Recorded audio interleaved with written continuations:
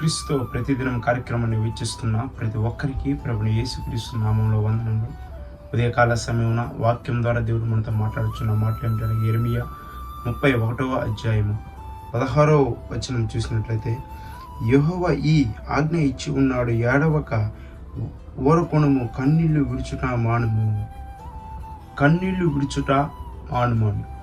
ఎంతోమంది వారికి తెలియకుండానే వారికి ఎన్నో రకాలైనటువంటి ఆటంకములు, చెయ్యని తప్పుకి నేను చేసి ఉన్నానని నిందిస్తున్నారని, లేకపోతే ఎందుకు నాకు ఈ యొక్క శ్రమలు, ఒకవేళ దేవుడే ఉన్నట్లయితే ఈ యొక్క పరిస్థితుల నుంచి దేవుడు నన్ను తప్పించవచ్చు కదా, లేకపోతే ఈ యొక్క పరిస్థితుల నుంచి నన్ను తప్పించి సంతోషపరచవచ్చు కదా అని.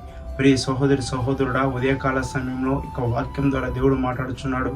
నువ్వు ఎన్నో సంవత్సరాలుగా గర్భఫలం నిమిత్తమే ఏమైనా ప్రార్థన చేస్తున్నావేమో, లేకపోతే ఉద్యోగం నిమిత్తం నువ్వు ప్రార్థన చేస్తున్నావేమో, లేకపోతే నా యొక్క వ్యక్తిగత జీవితంలో గురించి నువ్వు ప్రార్థన చేస్తున్నావు అనుకుంటొచ్చేమో.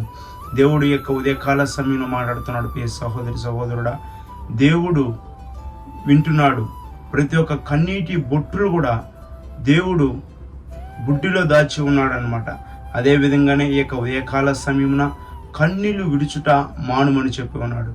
నువ్వు ఎన్నో సంవత్సరాలుగా రోధిస్తున్నావేమో, ఏదో ఒక సమస్యలు గుండా ఈ యొక్క వాక్యం ద్వారా దేవుడు సూటిగా మాట్లాడుతున్నాడు. ప్రియ సహోదరుడా, నీకు ఈ యొక్క మాటలు విని నువ్వు విశ్వసించినట్లయితే ఈ క్షణం మంది దేవుడు నీకు ఆ యొక్క పరిస్థితి నుంచి దేవుడు నిన్ను తప్పించి విడిపిస్తాడని ప్రభు పేరట మనవి చేస్తున్నాను. కళ్ళు మూసుకుని చిన్న ప్రార్థన చేస్తున్నాను. మహామౌనికిగా ప్రేమించిన పరలోకం మా తండ్రి, ప్రేమగలనైనా కృపగలనైనా మీరు వాక్యం ద్వారా మీరు మాతో మాట్లాడి ఉన్నారు తండ్రి.